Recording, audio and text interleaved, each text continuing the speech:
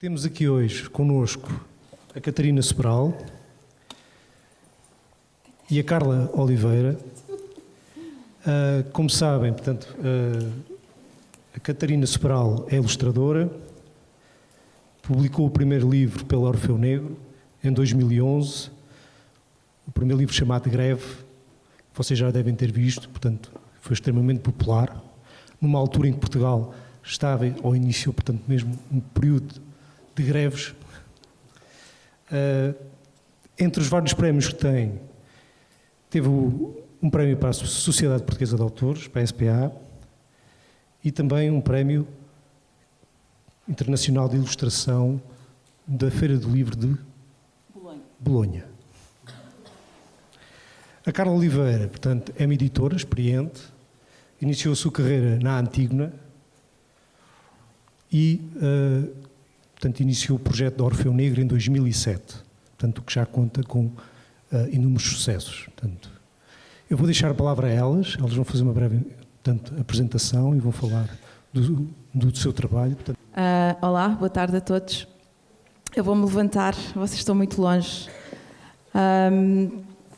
Hoje vim aqui com a Catarina Sobral, como vocês sabem, é uma das ilustradoras da casa, é assim que nós lhe chamamos, na Orfeu Negro, e eu trouxe bastantes livros. Viemos, não de muito longe, mas viemos um bocadinho de longe, e aquilo que eu vos pedia, ou que pedia às pessoas que estão lá atrás, era que, tal como nós viemos ter convosco, que vocês viessem ter connosco. Tenho livros para vos mostrar, será difícil vocês verem-nos lá atrás, será mais difícil também partilhar convosco, e por isso eu pedi às filas de trás que se chegassem para a frente e que viessem aqui para o pé de nós, pode ser? É muito mais simpático ter-vos aqui ao pé. Acho que é importante também no final termos uma conversa. Nós por agora vamos fazer duas breves apresentações.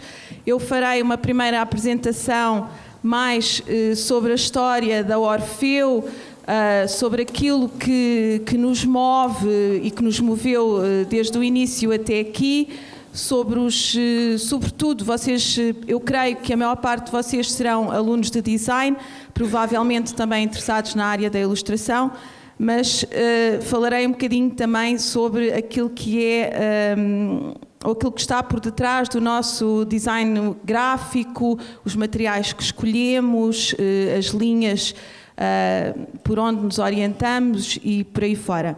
Isto porque a Orfeu Negro tem várias linhas e eu de facto trabalhei há alguns anos em produção de espetáculos, venho da literatura e depois trabalhei na produção de espetáculos, sobretudo porque me interessava muito o cruzamento entre as artes.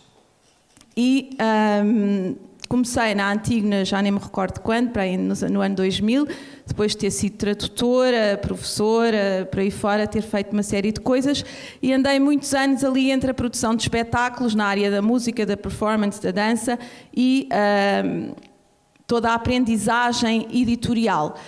Quando decidi lançar a Orfeu Negro, em 2007, na altura ainda como uma marca da Antígona, portanto nós não fomos logo desde o início uma empresa independente, formámos-nos primeiro como uma marca dentro da Antígona e uns anos mais tarde, em 2012, penso eu, ainda com uma profunda crise, resolvemos dar o salto, continuamos a ser editoras parceiras, partilhamos serviços, por exemplo, da parte comercial, trocamos ideias, partilhamos espaço, por exemplo,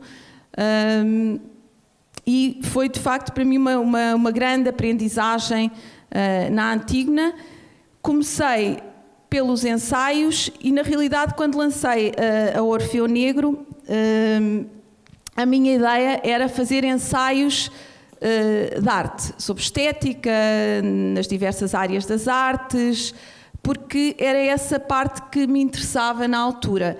A coleção infantil, a Orfeu Mini, começou um ano depois, mas começou um bocadinho por acaso.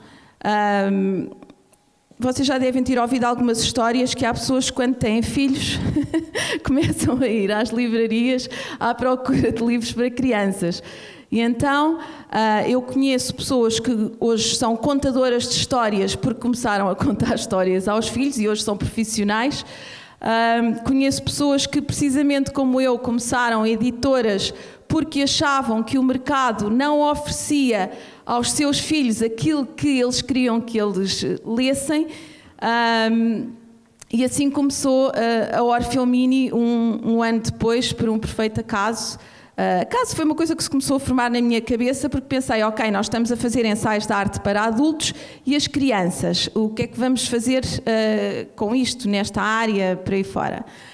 Então, a Orfeu começou com um livro que se chama Arte da Performance, da Rosalie Goldberg, uma historiadora da arte americana, e que organiza também um festival que é o Performa, em Nova Iorque, e o livro já resumia, digamos, ou dava as bases para aquilo que nós queríamos fazer, uma vez que a performance é precisamente uma disciplina que engloba todas as outras, a dança, as artes plásticas, a arquitetura, por aí fora.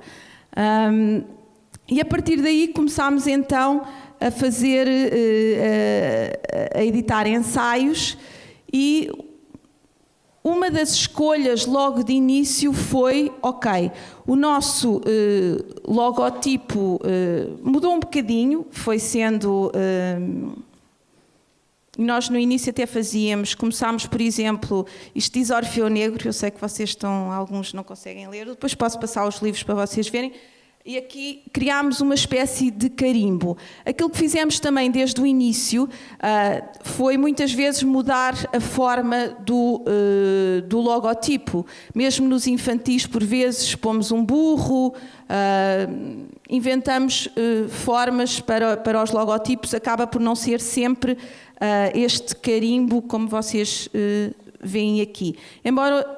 hoje acho que já não fazemos tantas mudanças como fazíamos no início. No início, evidentemente, há sempre muita vontade de experimentar, de mudar, por aí fora. Depois, com o ritmo de trabalho, todas as alterações em cada livro acabam por representar sempre mais tempo, pensar, por aí fora, que é uma coisa que gostamos de fazer. Mas uma das coisas, em termos dos materiais utilizados, por exemplo, nós trabalhamos com o Rui Silva, o designer gráfico, que é também diretor de arte depois da coleção Orfeu Mini. Tem uma coisa que se chama alfaiataria, se vocês quiserem ver o trabalho dele na internet. E uma das coisas para mim importantes era, vamos utilizar materiais que fiquem à vista. Ou seja... pegarem cartolinas que não tenhamos que plastificar, onde não há brilhos, não há propriamente dourados, praticamente não utilizamos fotografia, utilizamos alguma fotografia, mas não usamos muito, utilizamos muita ilustração, muitas vezes até a nível dos ensaios. Coisas muito gráficas, há um estudo aprofundado da tipografia também, da mancha dos livros. E o nosso segundo livro nós temos um tamanho normalmente um pouco maior e outro um pouco mais pequeno. Este tamanho funciona muito bem e um dia esta cartolina Craft, como vocês sabem, é uma cartolina que vocês quando tocam sentem uma espécie, um ligeiro pelo, sentem uma textura. No fundo, a relação com o material acaba por ser muito mais orgânica, diria eu.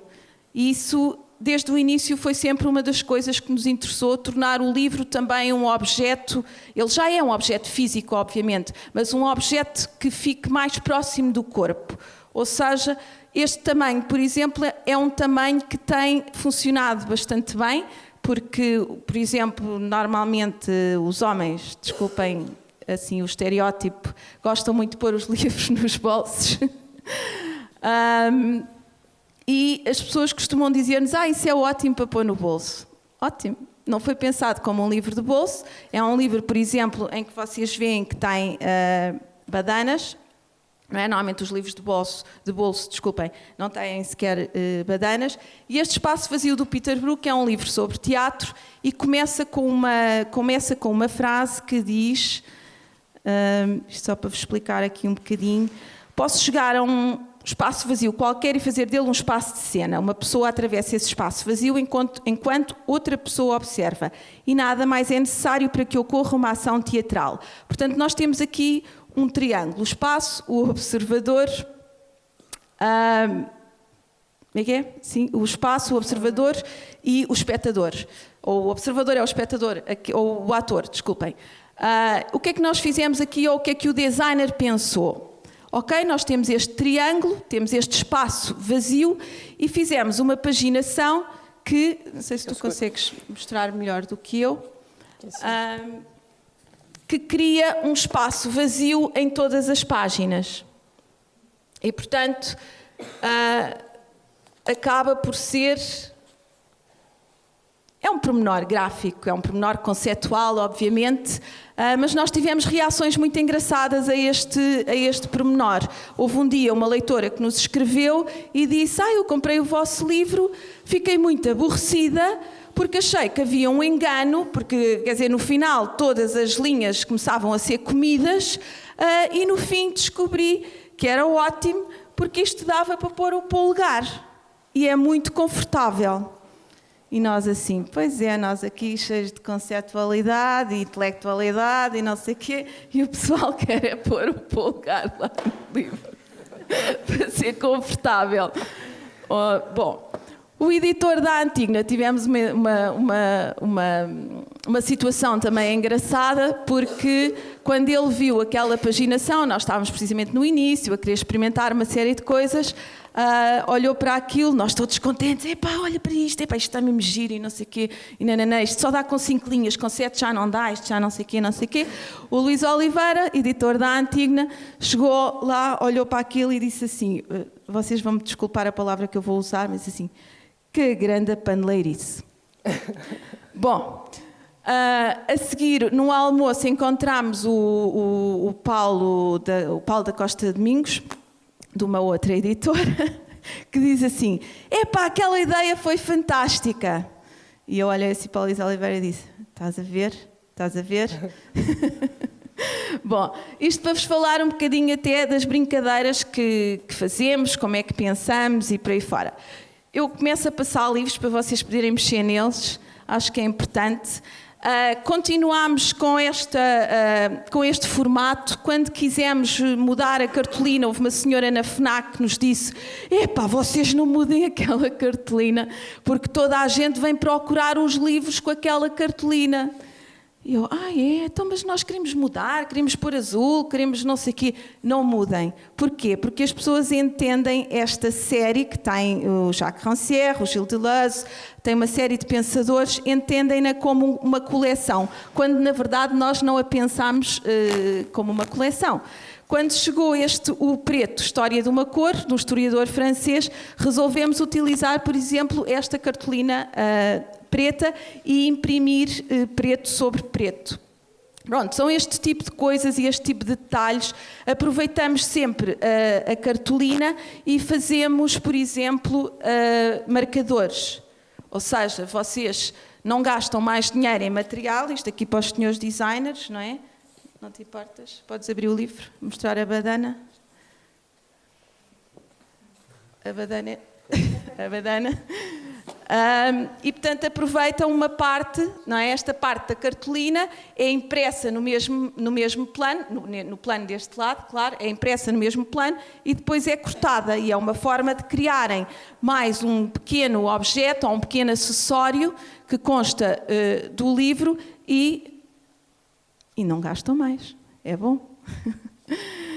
No caso do Jacques Rancière, por exemplo, o Espectador Emancipado, utilizámos fotografia e posso dizer que o Jacques Rancière disse que, de facto, de todas as edições deste livro, esta era mesmo... Ele não sabia se gostava, mas era a mais surpreendente, sem dúvida. Bom, esta é a parte dos ensaios. Nós fomos fazendo, por exemplo, este ano fizemos um pequeno objeto, que é o nosso catálogo de ensaios. Já temos alguns na área da dança, na área da arquitetura, história da arte, cinema. com o Pedro Costa, por exemplo, já fizemos 2 livros, gostamos muito do trabalho dele e trabalhar com ele também. E depois começámos, antes de passar para a coleção do infantil, e vou ter que me despachar, porque acho que aqui o tempo para passar aqui para a Catarina, nós em certa altura resolvemos também começar uma coleção de livro ilustrado para adulto, mais tarde da infantil, eu já volto ao infantil, que se chama Coleção Casimiro. E o Casimiro é uma personagem completamente extravagante que eu inventei, e começámos com um livro que tem um tema universal, que se chama A Arte de Dar Peitos. É um tema universal, vendeu muito bem, portanto a primeira edição esgotou, não é? Mas é um livro que tem um texto do século XVIII bastante sério, categoriza os peidos, classifica-os, fora descreve-os. Bom, por acaso não trouxe nenhum, mas a partir daí definimos uma coleção mais que eu defini como para gente madura e extravagante. E fizemos um projeto muito bonito com o ilustrador André da Loba, que eu penso que vocês conhecerão, com textos de uma brasileira, de uma autora brasileira que já morreu e que em certa altura se cansou de, dizia ela, de ser uma espécie de autora marginal, autora menos conhecida. Ela queria ser conhecida, portanto começou a escrever textos eróticos, pornográficos, satíricos e por aí fora, porque, pronto, já todos nós sabemos que o lado sexual atrai a todos, o que é que se há de fazer? E criámos esta obscénica. E ajudas-me aqui, Cat. O André pensou... vocês abrem a obscénica, não é? E o André pensou, por exemplo, nisto, e depois nisto. E, portanto, a badana serve um jogo, não é? O design, a ilustração, por aí fora, servem um propósito, que é precisamente brincar com o olhar, nós podermos também, com a mão, brincar com o objeto. Não me vou estender muito. E no final tem mais uma brincadeira criada pelo André, em que tem estas flores, estas fitas todas, não é? Canhão, o passarinho, é? E entretanto o canhão revela-se. Podes abrir aqui? Foi um projeto muito divertido, como devem imaginar, não é? Discutir com o André esta imagem, aquela, a senhora, as pernas, os pelos, o focinho, por aí fora. Foi muito divertido. Normalmente, eu vou passar o livro, se calhar é mais fácil para vocês verem, se calhar posso passar para si, depois já conhece, pode passar para trás. Este foi outro que fizemos na coleção Casimiro, de livro ilustrado para adulto, que se chama Marotices e é de uma ilustradora, penso que ela é francesa, a Marion Fayol, ou é suíça? Não, é francesa. E também está a correr muito bem, tem a ver com as relações entre os homens e as mulheres. É um livro sem texto e esta é a nossa coleção Casimiro até agora. O nosso próximo... desculpa, se calhar passo aqui para vocês e depois passam para trás. O nosso próximo título, já agora, vou já revelar. Eu penso que alguns de vocês conhecerão o professor João Maio Pinto, que também é ilustrador, e o próximo título será com o João e chama-se Confissões de um Travesti. Pronto, isto é para ser divertido. Coleção Orfeu Mini. Ora bem, a coleção Orfeu Mini começou então em 2008. Eu fiz uma viagem a Berlim e encontrei um livro fantástico. Na altura queria fazer livros de arte para crianças e percebi, quando comecei a minha pesquisa, que os livros de arte para crianças, muitas vezes, em termos de design gráfico, eram muito feios. E eu digo, bom, eu não me vou limitar então a livros de arte para crianças. Os livros de arte para crianças, muitas vezes, sobretudo quando se trata da história da arte, utilizam as imagens dos quadros, depois resolvem pôr assim umas letras todas coloridas, porque pronto, as criancinhas têm que ter assim umas coisas, uns rabiscos, laranja e não sei o quê. E de facto, em geral, não são muito bonitas. Agora já há coisas mais interessantes, na altura não havia tanto. O que é que eu descobri em Berlim? Descobri um livro que se chama O Livro Inclinado, numa edição alemã, na altura, que é de um senhor americano do início do século XX, portanto este livro é de 1910, e é um livro que obviamente na altura é completamente pioneiro nesta ligação entre o que é a história e o formato do próprio livro, porque a história é inverso e há um menino que está num carrinho de bebê e a ama deixa-o deslizar por uma ladeira abaixo. Portanto, vocês estão a ver a quantidade de acidentes que isso pode gerar, não é? O bebê não se magoa, mas cria uma série de tropelias, acidentes, choques, contra-choques, saltos, por aí fora, ao longo do livro. Portanto, aqui neste caso, a forma do livro, não há uma diferença entre forma e conteúdo, digamos, ou há uma ligação entre a forma e o conteúdo. E foi isso, embora não percebendo muito bem alemão, o livro tinha também este cartão à vista. Este cartão, eu nem sequer consegui imprimir isto em Portugal, ficava caríssimo. Hoje em dia, quem restaurou todas as imagens foi uma editora italiana que se chama Orecchio Acerbo e que tem livros bastante bonitos. E depois centralizam a produção e todos os editores vão dizer, olha, eu quero 2.000, eu quero mais 3.000. O Inclinado teve, entretanto, e este foi depois o nosso primeiro livro na coleção Orfeu Mini e que marcou também aquilo que na altura eu queria fazer e que era fazer livros que no fundo mexessem um pouco com a nossa ideia habitual de livro, de história, de objeto, também de livro para crianças. Bem, agora vou passar ali atrás que é para ver se vocês acordam aí. A seguir ao livro Inclinado, fizemos um livro com uma dentada. E, portanto, eu na altura andava mesmo à procura de objetos um bocadinho mais estranhos. É O Incrível Rapaz que Comia Livros, do Oliver Jeffers. E este rapaz comia mesmo livros. E, portanto, aqui acaba por ser a mesma coisa. Como vocês veem, nós trabalhamos muito com papel offset. Esse livro tem uma sobrecapa e a capa é diferente da sobrecapa, por exemplo, e a maior parte dos livros não têm brilhos, vernizes, por aí fora. E gostamos muito, de facto, de trabalhar com o papel offset. Este foi outro livro-objeto que fizemos, o Animalário, que tem um grafismo do século XIX, mas é uma coisa feita no século 21 já, nós já estamos no século 21, estamos em 2000, não sei de quando é que este... Sim, mas isso é do século... Acho que já é do século 21. E, por exemplo, a edição original tinha umas argolas brancas. Nós não gostámos das argolas brancas e colocámos-lhe uma cor que achámos que ficava mais perto da própria capa. Uma das coisas que aconteceu, por exemplo, com a primeira edição francesa foi que os franceses resolveram colorir o livro, não é? Porque um livro para crianças, mais uma vez, deve ter muita cor. Então, estragaram completamente o livro e puseram-lhe cartolinas coloridas. A seguir, receberam uma queixa do autor, mas bom...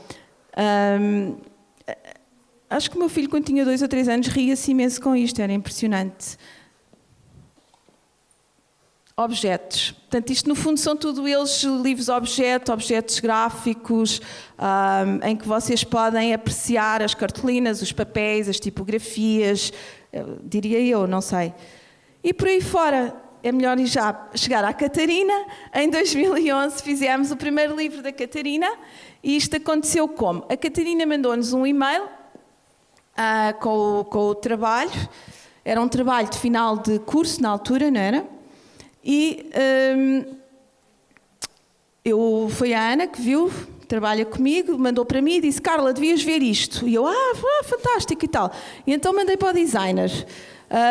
E para o Ricardo Castro, que é um amigo ilustrador, e disse: olha, o que é que vocês acham disto? Não responderam durante 2 meses. 2 meses depois o designer mandou-me um e-mail com o site da Catarina dizendo: olha, já viste isto? Devíamos conversar com esta menina. E eu, olha lá, ó meu pi. Então isto foi o que eu te mandei há 2 meses para tu me dares uma opinião. Pronto, então é assim, vamos-lhe telefonar, está bem. Telefonei à Catarina e disse: vamos marcar uma reunião. Marcámos uma reunião e dissemos: sim senhora, vamos fazer um livro contigo, se estiveres disponível para trabalhar isto, porque isto ainda não é um livro. Ok. E disponibilidade. Aí vou tentar perceber se isto estão a ouvir bem, então. E entretanto, já agora mostro aqui algumas imagens do greve do interior que eu tenho aqui. E entretanto trabalhámos várias coisas, trabalhámos o texto, trabalhámos... eu fiz cerca de 2/3 de ilustrações novas, ou metade de ilustrações novas, alterei algumas ilustrações. Entretanto, também nos divertimos imenso a dar prémios ao livro, ainda ele não estava publicado, então como demos o Best Red Cover e o recomendado pelo Plano Nacional de Costura e o melhor livro desde maio de 68. Pronto. Entretanto, ele foi recomendado pelo Plano Nacional de Leitura e ganhou uma menção rosa do Prémio Nacional de Ilustração e, entretanto, começámos a ter que colar etiquetas no livro, que é uma coisa que também não gostamos de dar. Este livro teve que ser bastante alterado, ainda era muito verde, eu ainda colocava muitas coisas no meio da página. Esta ilustração, por exemplo, tinha... esta parte, isto foi alterado no computador, na realidade, que esta parte estava mesmo a calhar aqui na dobra, era uma coisa assim um bocadinho óbvia que eu devia ter tido em conta, mas hoje em dia... Mas é uma coisa que eu tenho visto noutros projetos que me apresentam, é que a página dupla é pensada enquanto página dupla, mas não é pensada enquanto para a finalidade de livro, ou seja... A ação não pode estar aqui no meio, não é? E depois, muitas vezes, dependendo do número de páginas do livro, há locais do caderno onde, inclusivamente, a imagem é mais comida, é mais puxada, fica um bocadinho mais puxada para dentro. E, portanto, ainda agora, com o projeto que fiz, com o Baltasar, da Kirsten Sims, havia coisas em que também tivemos que lhe dizer: isto tem que chegar para a direita, isto tem que chegar para a esquerda. Essa é parte também da direção de arte e do Rui Silva, por exemplo. Sim, e mesmo hoje em dia eu dou aulas em 2 escolas e tenho que estar sempre a lembrar os meus alunos disso também. Por exemplo, aqui no facto, há livros com guardas falsas e guardas verdadeiras. Esta guarda é verdadeira, portanto não leva costura. Há livros, eu acho que o Chimpa é uma guarda falsa, não? Se calhar é melhor explicar o que é uma guarda falsa e uma guarda... Portanto, não leva costura, portanto, a guarda está colada à última folha do último caderno e isso rouba realmente cerca de meio centímetro à última imagem. Esse não sei como é que é. É verdadeira? Não, esta é falsa. Portanto, não, mas esta é verdadeira. A guarda é parte de um caderno, é a última folha do último caderno, portanto... sei lá, está impressa quando há a imposição, é imposta assim, vocês provavelmente paginam e conseguem perceber isso. Ou quando exportam o package no InDesign, não é o package, é o... Fica mais barato.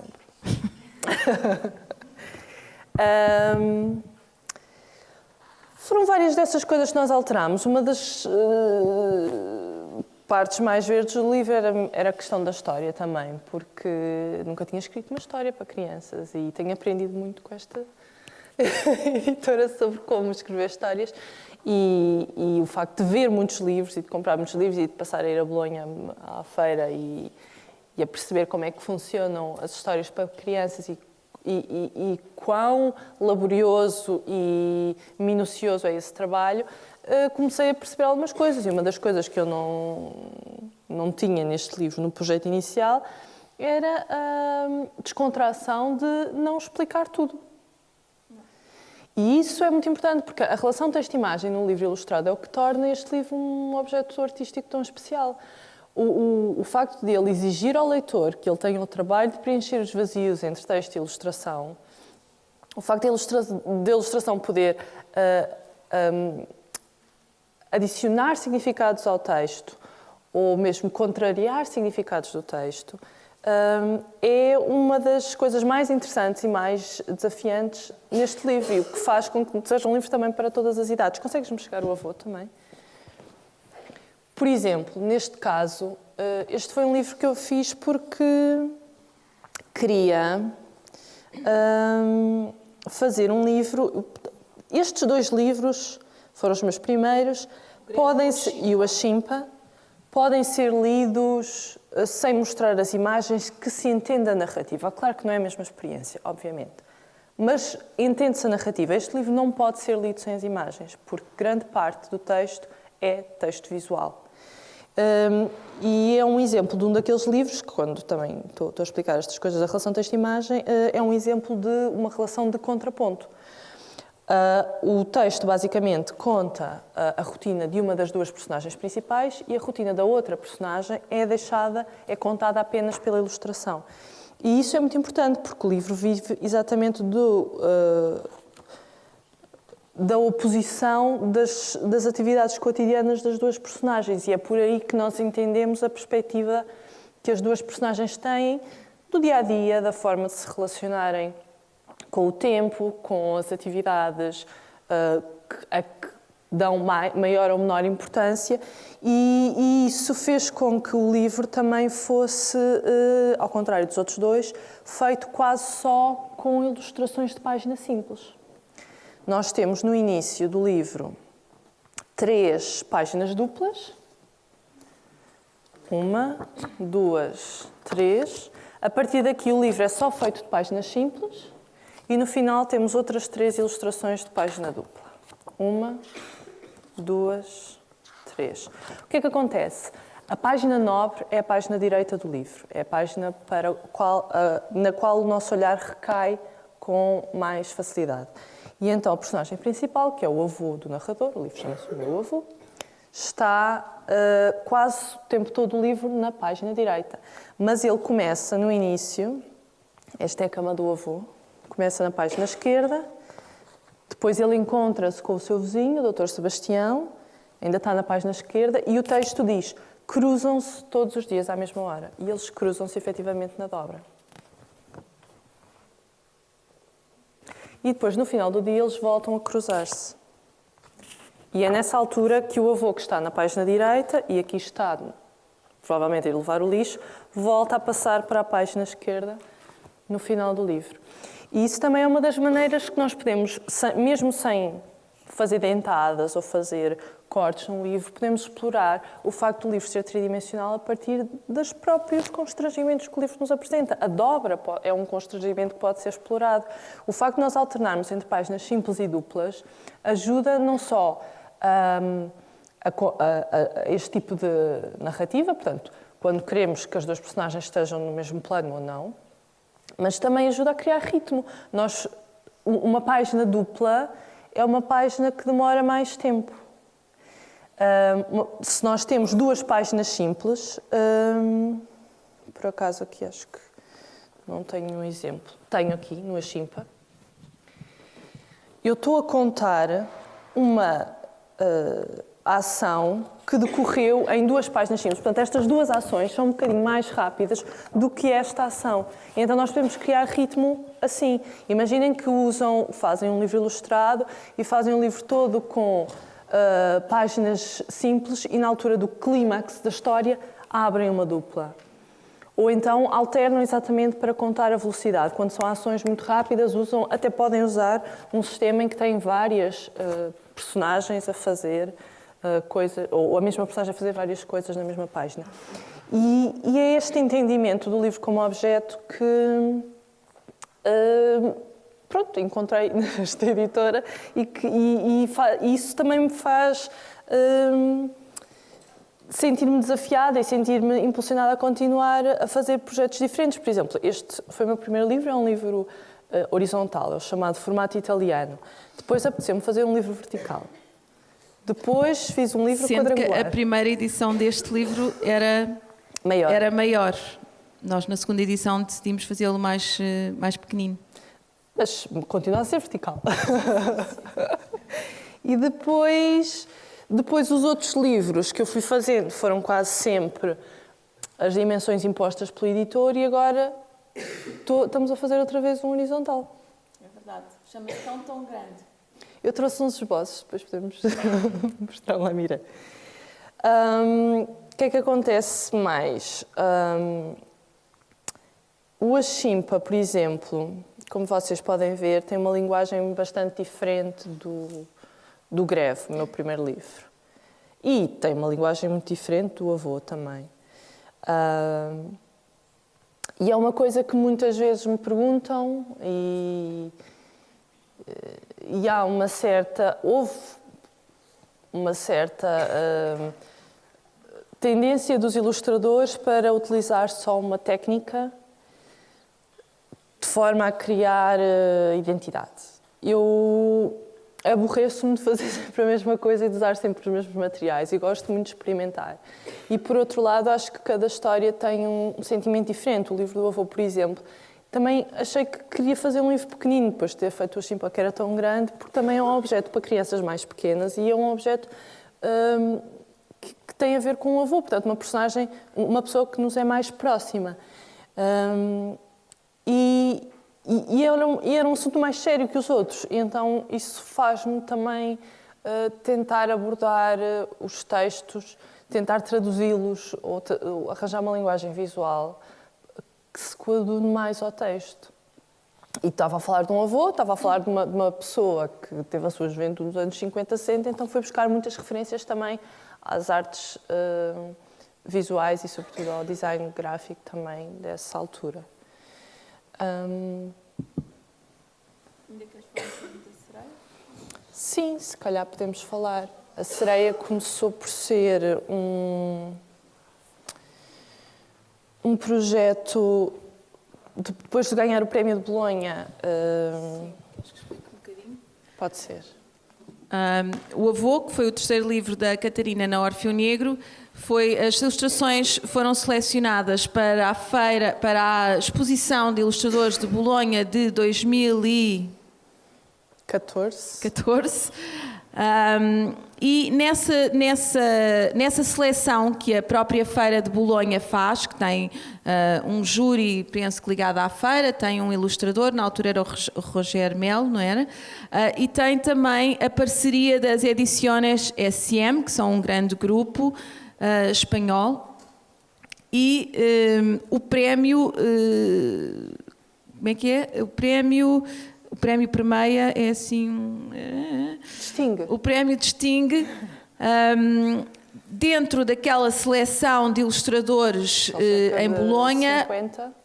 o melhor com menos de 30 anos, não é? 35. 35.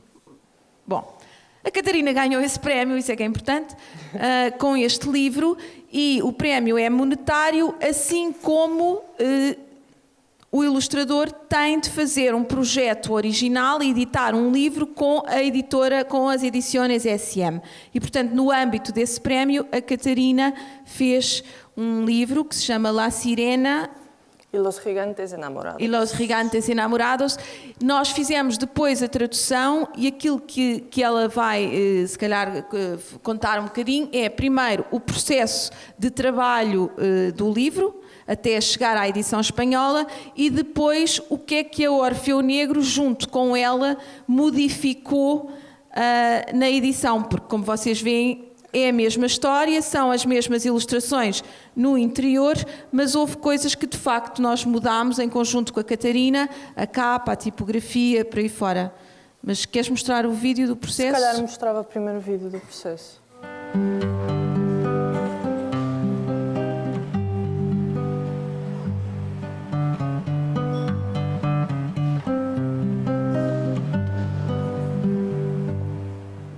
O meu nome é Catarina Sobral, tenho 29 anos, sou portuguesa e vivo em Lisboa, à beira do Tejo.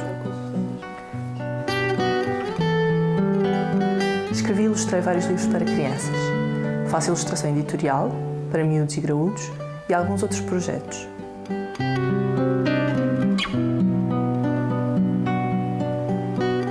Também dou aulas de ilustração e faço book trailers.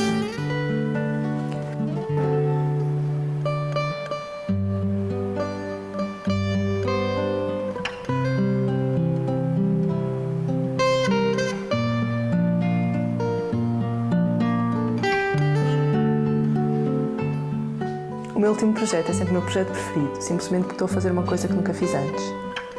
A Sereia e os Gigantes Apaixonados é uma reinterpretação da lenda da Praia da Rocha.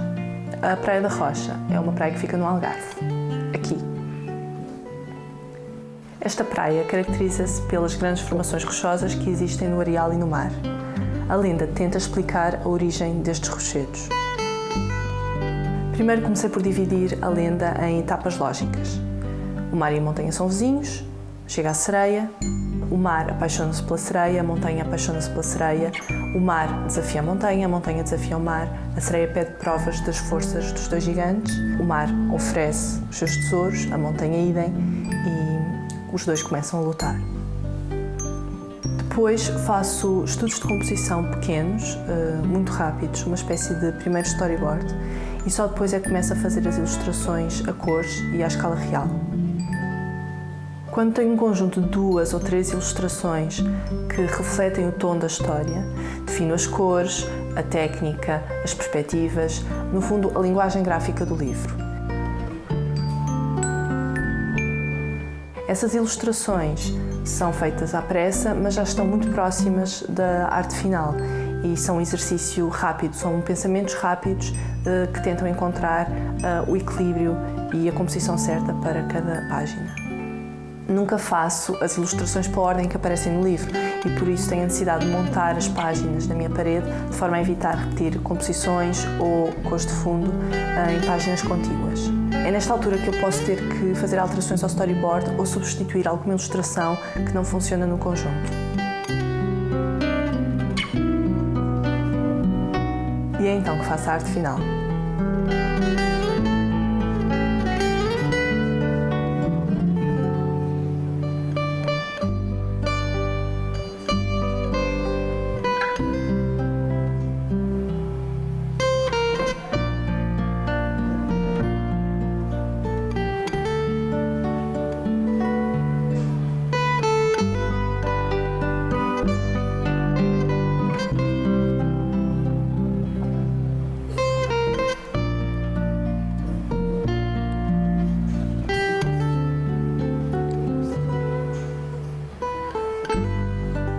O álbum ilustrado não é só uma sequência de imagens e as ilustrações não têm a mesma leitura dentro e fora do objeto livro. E o livro não acaba quando é impresso. O leitor pode inventar uma nova história, diálogos diferentes, contar de trás para a frente ou inventar um novo final.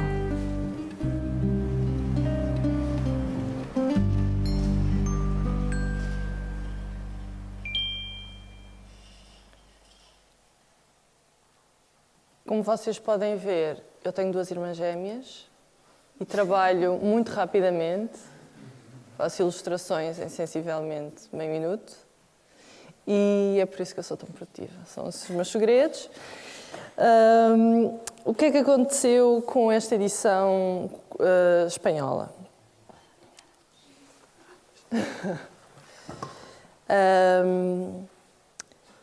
Não tive, nem de perto nem de longe, a mesma proximidade com o editor e a acompanhar o processo de digitalização das ilustrações. Aliás, nós normalmente fotografamos. Normalmente sou eu que pagino o livro, só o Greve é que não fui eu que paginei e acompanhei o processo de paginação. Normalmente desenho uma fonte tipográfica para cada livro, mas houve alguma distância em relação a esses processos quando trabalhei com a ESM e houve, de facto, coisas que estiveram fora do meu alcance, como, apesar das minhas sugestões, o facto da tipografia ser escolhida por eles. E como vocês podem ver, estas 2 páginas não têm a mesma força, nem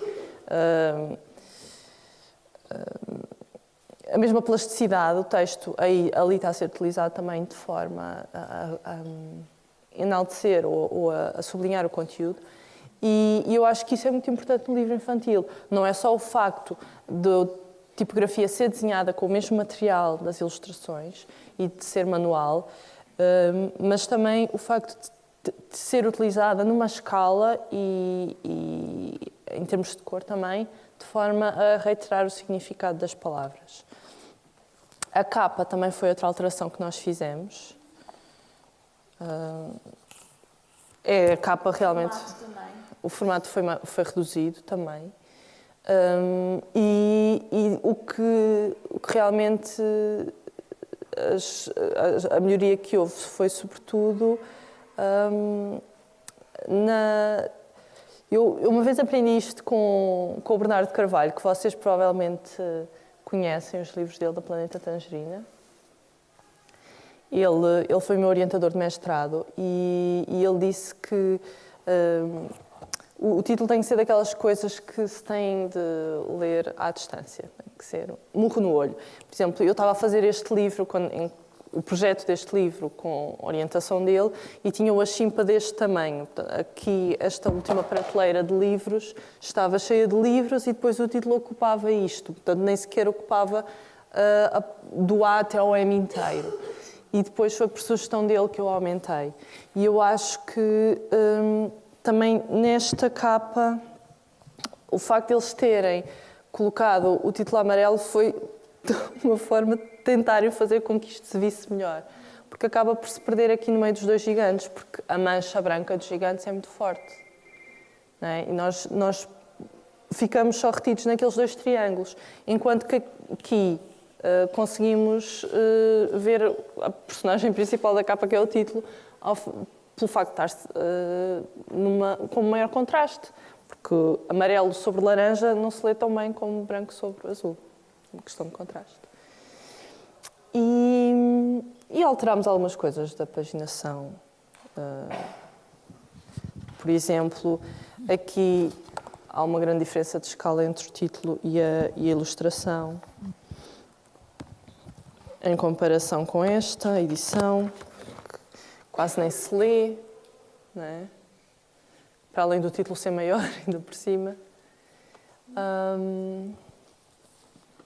Posição do logo, etc.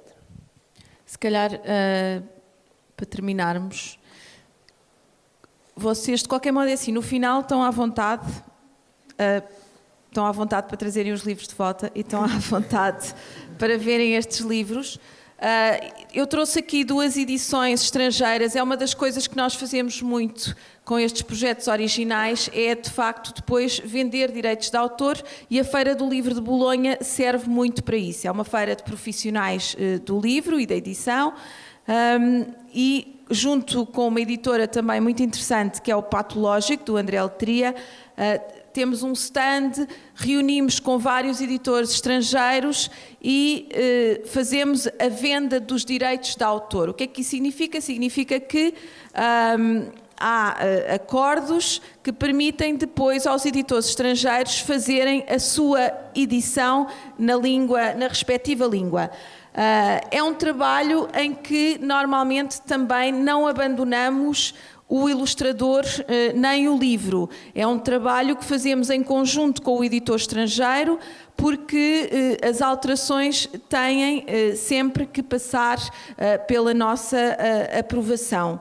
Às vezes querem mudar formatos, tipografias, e digo-vos que é sobretudo com o mundo asiático que temos mais dificuldades, não só de comunicação, como de estética e por aí fora.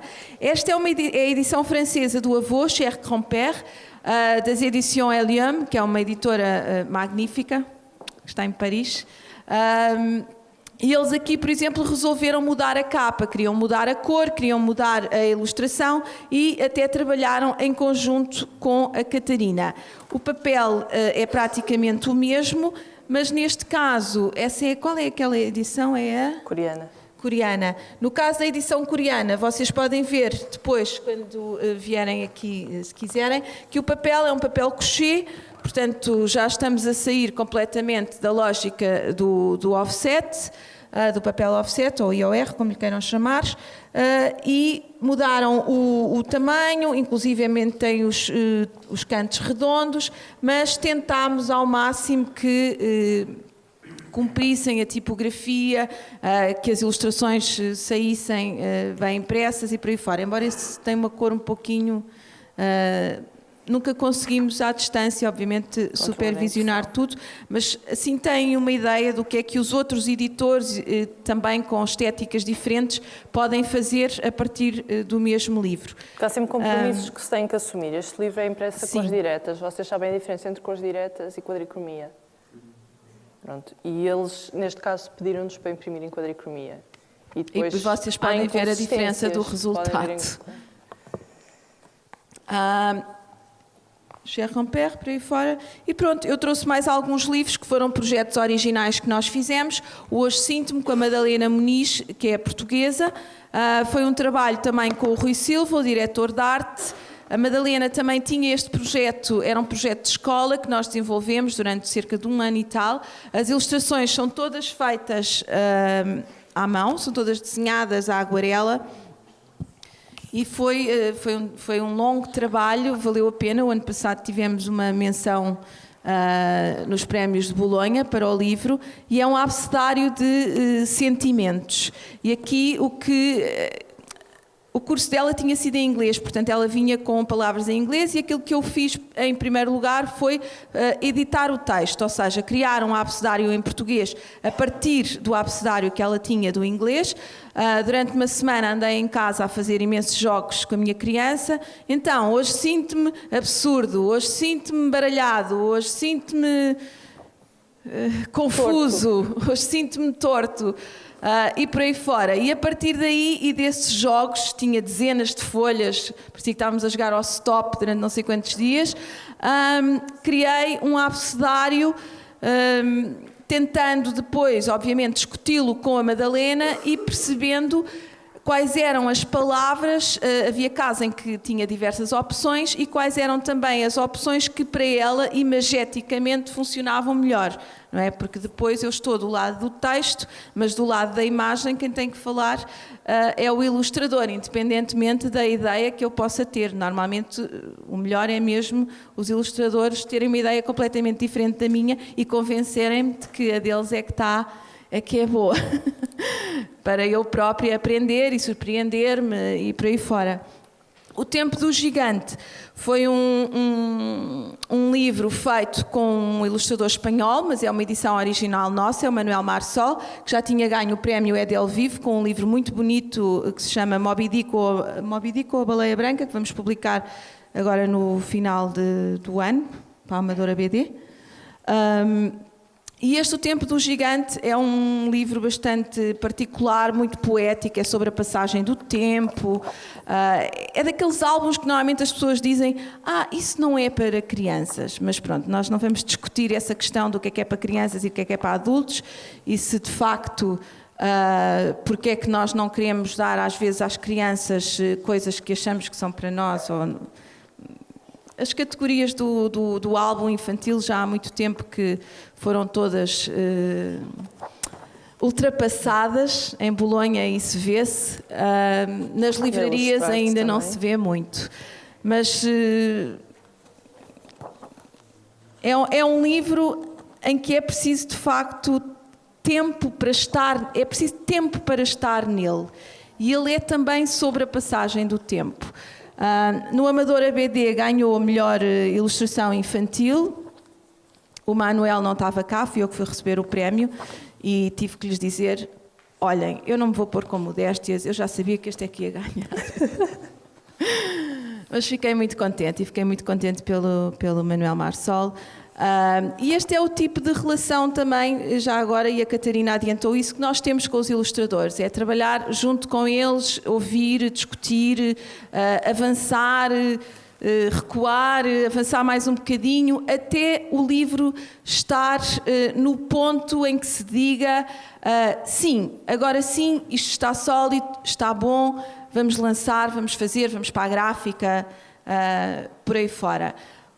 Não pensamos tanto, claro que temos que pensar em prazos, mas já houve ilustradores que me perguntaram: mas tu estás disposta assim a trabalhar um ano e meio num livro? Não é aquela coisa, em 3 meses tens que me entregar essas ilustrações?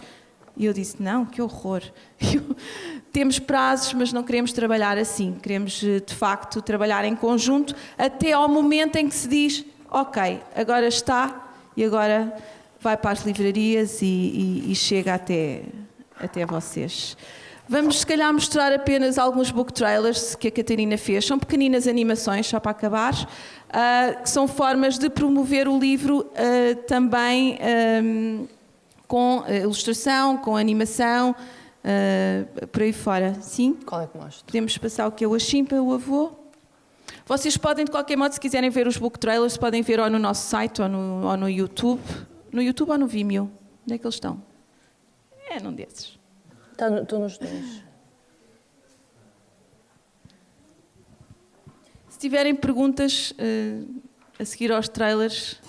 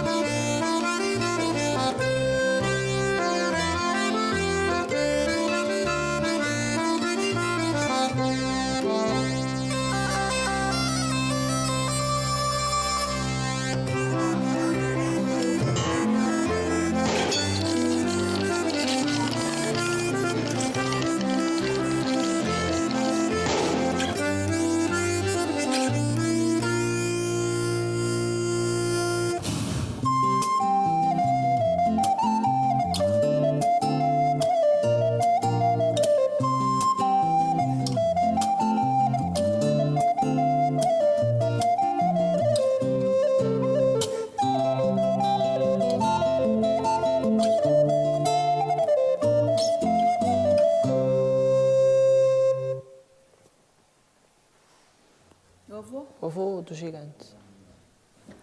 Pá, batam lá uma salva de palmas à Catarina, foi ela que fez isto.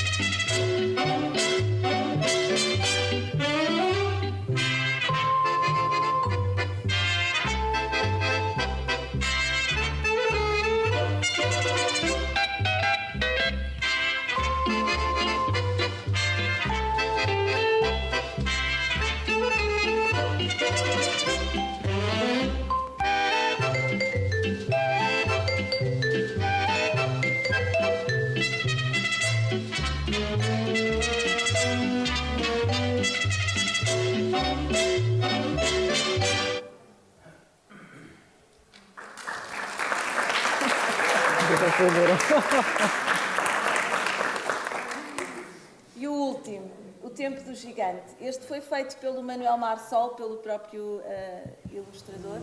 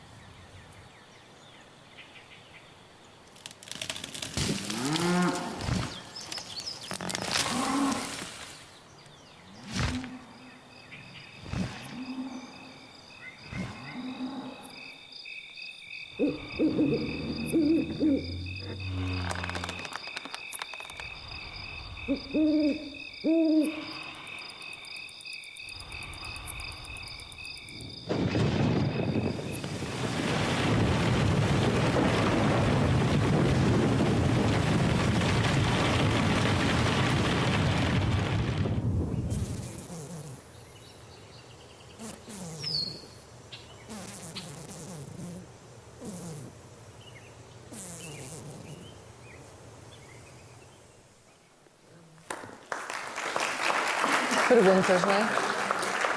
Perguntas. Querem ver a capa do próximo livro da Catarina? Em primeira mão. Mostra lá. É um livro que vai sair na Feira do Livro de Lisboa e que tem a metamorfose do Kafka. Ai, peraí. Ali Já estou a mostrar coisas demais. Porque há um rapaz que é o Samuel que um dia acorda transformado na cama em hipopótamo. E, portanto, é o início da metamorfose. O resto já não vamos contar. E pronto, obrigada. Estamos disponíveis se quiserem perguntar, se quiserem ver vídeos.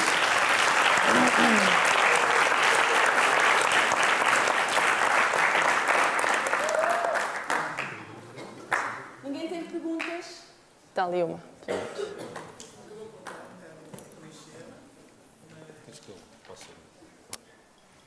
Queres microfone? Não. Sempre o medo do microfone.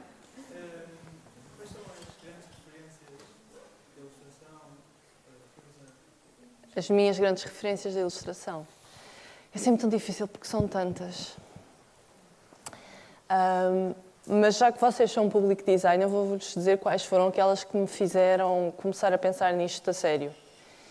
Que são exatamente designers que começaram a escrever e a fazer... Não a escrever no sentido de pensar num texto para um livro ilustrado, mas começaram a olhar para o livro ilustrado como um objeto artístico que pode ser explorado em todas estas capacidades comunicativas, da dobra, ao tamanho, ao formato, aos tipos de papel. O Bruno Munário, vocês conhecem de certeza, provavelmente conhecem o Na Noite Escura e o Nella Nebbia de Milano, e os livros elegíveis, e não sei, aqueles que se abrem todos, o da Gaiola. O Saul Bass, que vocês conhecem também dos genéricos do Hitchcock. Também tem um livro muito bonito, que é o Henry's Walk to Paris. Henri va à Paris? Uhum. Em francês, assim. O Enzo Mari também fez product design e fez alguns livros ilustrados. Tem um livro muito giro chamado Seesaw, o Balancé, que é um livro sem texto e em que ele explora uma das modalidades extremas da montagem do livro ilustrado, que é aquela que se aproxima mais ao teatro. Ou seja, temos um cenário fixo e depois as coisas vão acontecendo naquele cenário fixo. E o cenário fixo é simplesmente um balancé. E há animais que vão passando. No início o balancé está equilibrado, mas depois vem um elefante, e depois vem um pássaro, e depois vem uma girafa. E então o balancé está sempre desequilibrado o livro todo. E há um momento em que há uma grande confusão, os animais espalham-se todos pela página e depois, na imagem a seguir, o balancé está equilibrado e os animais estão todos encaixados, como se fosse um puzzle. E ele depois fez mesmo um puzzle de madeira com aqueles animais. O William Vondriška também é um designer que... Nós temos um livro publicado. Por ele... Os animais estavam zangados. William Vondriška. Com W. Acho que são algumas boas referências. Portugal tem muito bons ilustradores. Basta vocês olharem para o catálogo do Patológico, da Planeta Tangerina. Conseguem encontrar ali uma data de boas referências. E penso que este será a última respiração. Olhem, obrigada. Eu não queria estar a precipitar o fim da conversa, mas já tinha ali o Sérgio que está aqui a fazer o sinal para terminarmos. Gostaria de agradecer em nome da ESAR à Carla e à Catarina pela sua presença, por terem partilhado este conhecimento e esta experiência que elas têm connosco, e pedir-vos que, portanto, mais uma salva de palmas.